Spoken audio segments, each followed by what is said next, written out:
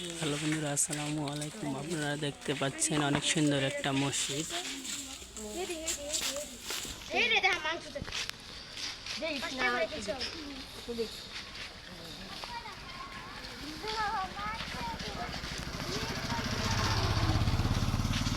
দেখেন অনেক সুন্দর একটা মসজিদ। মসজিদের সাথে একটা পুকুর আছে, সিঁড়ি বাঁধাই করা একটা পুকুর দেখতেছেন আপনারা। অনেক সুন্দর একটা পুষ্করণী, সিঁড়ি বাঁধাই করা।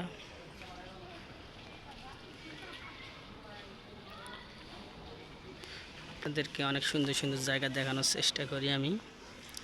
ভালো লাগলে লাইক কমেন্ট শেয়ার করবেন আপনারা সবাই।